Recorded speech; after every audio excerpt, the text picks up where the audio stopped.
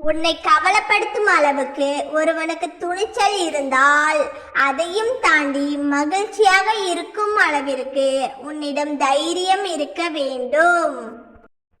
வாழ்க்கையில் மகிழ்ச்சியாக வாழ முதலில் உங்களை நம்புங்கள், உங்களை நேசியுங்கள், உங்களுக்கு முக்கியத்துவம் கொடுங்கள், உங்கள் மனசாட்சிக்கு செவி கொடுங்கள்.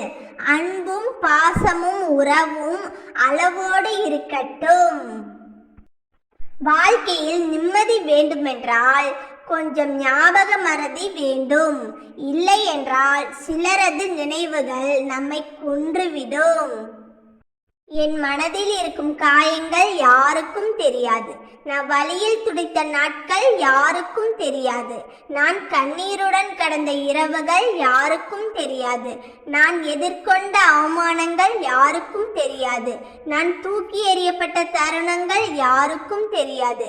இறந்து போன எனது ஆசைகள் யாருக்கும் தெரியாது. கை நழுவி போன என் கனவுகள் யாருக்கும் தெரியாது. ஆனால் நான் புன்னகையோடு இருப்பது மட்டும் எல்லோருக்கும் தெரிகிறது. விஷத்தோடு பிறந்த பாம்பின் பிறவி குணத்தை மாற்ற நினைப்பது முட்டாள்தனம். இதை போன்று தான் சில உறவுகளும்.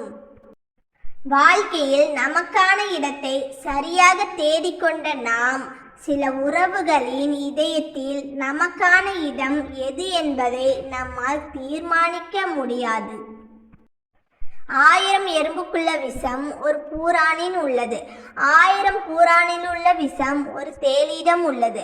1000 தேளிடம் உள்ள விஷம் ஒரு பாம்புவிடம் உள்ளது. 1000 பாம்புக்குள்ள விஷம் ஒரு மனிதன் நாவில் உள்ளது. காகிதம் கசக்கும் போது குப்பையா பார்க்கிறோம், காசாக்கும் போது கடவுளாய் பார்க்கிறோம். நாமும் காகிதம்தான். குப்பையாவதும் கடவுளாவதும் நம் தரத்தை பொறுத்துதான். தன்னை காயப்படுத்துகிறான் என்று தெரிந்தாலும் தான் நேசித்தவனை விட்டு கொடுக்காமல் வாழ்வது பெண்ணின் குணம். தன்னை ஒரு பெண் நேசிக்கிறாள் என்று உறுதியானவுடன் அவளை காயப்படுத்த தொடங்குவது ஆணின் குணம். ஒரு சில ஆண்களுக்கு மட்டும் பொருந்தும். ஒரு விளக்கு இன்னொரு விளக்கை ஏற்றுவதன் மூலம் எதையும் இழந்து விடாது. ஆனால் அந்த இடத்தின் ஒளி 2 மடங்காகிவிடும்.